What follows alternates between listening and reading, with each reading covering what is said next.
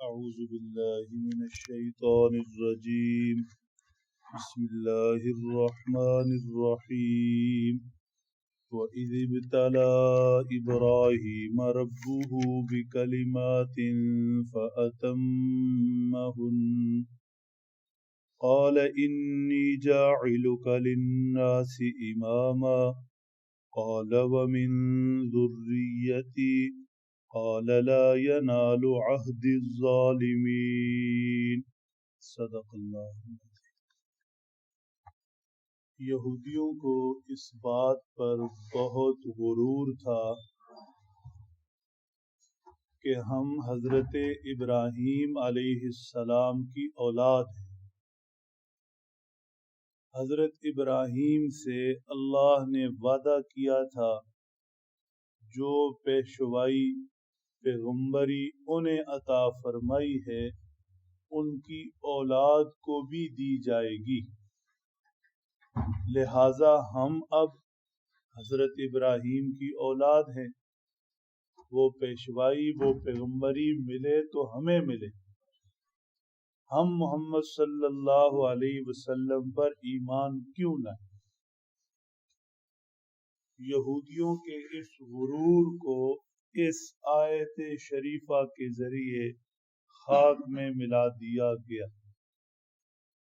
چنانچہ ارشاد فرمایا، حضرت ابراہیم کا نام لیتے ہو، حضرت ابراہیم تو ہمارے ایسے فرمانبردار بندے تھے، ہم نے جب بھی انہیں آزمایا وہ آزمائش پر پورے اترے۔ وَإِذِ ابْتَلَىٰ إِبْرَاهِيمَ رَبُّهُ بِكَلِمَاتٍ فَأَتَمَّهُنَّ، ہم نے انہیں کلمات سے آزمایا۔ کلمات کا مطلب ہمارے منہ سے حکم نکالنے کی دیر تھی، ہمارے منہ سے حکم نکالنے کی دیر تھی، ہم نے بات کی اور وہ بڑی سے بڑی آزمائش پر پورا اترے اور جو فرمایا گیا کر گزرے۔ بت کدے میں پیدا ہوئے، بت پرستی کے ماحول میں پروان چڑھے، لیکن توحید کے علمبردار بن کر کھڑے ہوئے۔ بت شکنی کا حکم ہوا، ہم نے فرمایا کہ بت توڑ دیے جائیں، توڑ دی۔ نمرود جیسے ظالم سے ٹکرا، آگ میں پھینکا گیا، بخوشی کود گئے۔ ہجرت کا حکم ہوا، نکل پڑے۔ پھر ہم نے کہا کہ ان بچوں کو اس ویرانے میں، اس صحرا بیابان میں چھوڑ دیں، چھوڑ دی۔ پھر حکم دیا معصوم بچے کی گردن پر چھری چلا دے، چلا دی۔ حضرت ابراہیم تو ایسے فرمانبردار بندے تھے، ایسے ہماری ماننے والے تھے، جب بھی آزمایا پورے اترے۔ آزمائشیں نکھارتی ہیں، آزمائشیں نکھارتی ہیں۔ اللہ جل شانہ کا ہر حکم بندے کے لیے آزمائش ہی ہے کہ نکھر کر، صاف ستھرا ہو کر، فرمانبردار تابع دار بن کر سامنے آتا ہے، یا ہر آزمائش اسے پیچھے دھکیل دیتی۔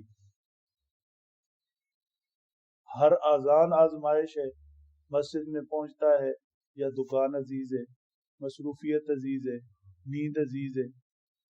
ہر 10 روپے آزمائش ہیں، سچ بولے تو دوسرے کے، جھوٹ بولے تو جیب میں۔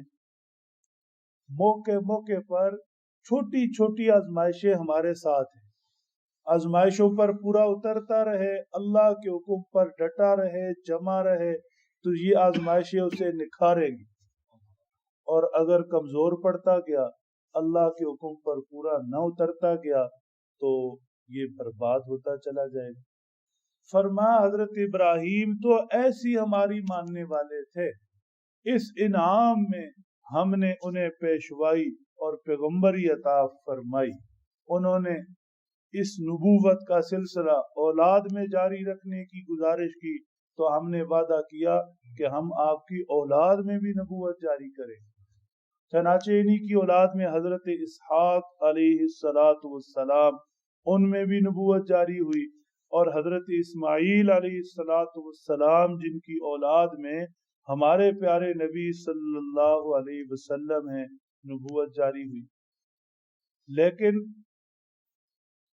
یہودیوں جیسے جو حضرت ابراہیم کا نام تو لیتے ہیں لیکن ہماری ماننے کے لیے تیار ہی نہیں،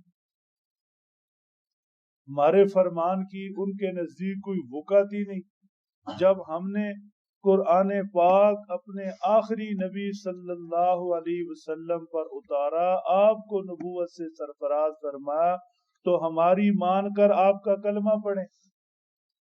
جب یہ ہماری ماننے کے لیے تیار ہی نہیں تو یہ کس منہ سے کہہ سکتے ہیں ہم حضرت ابراہیم کے پیروکار ہیں؟ وہ تو ماننے والے تھے۔ حضرت ابراہیم کے پیروکار مسلمان ہیں، اللہ کے آخری نبی صلی اللہ علیہ وسلم اور آپ کے اصحاب اور آپ کی امت کہ جو اللہ کے ہر فرمان پر جان دینے کے لیے تیار، ہر آزمائش پر پورے اترنے والے، اللہ کی ہر بات ماننے والے۔ اللہ جل شانہ ہمیں بھی ایسا ایمان اور ایسا ماننے والا بنا دے۔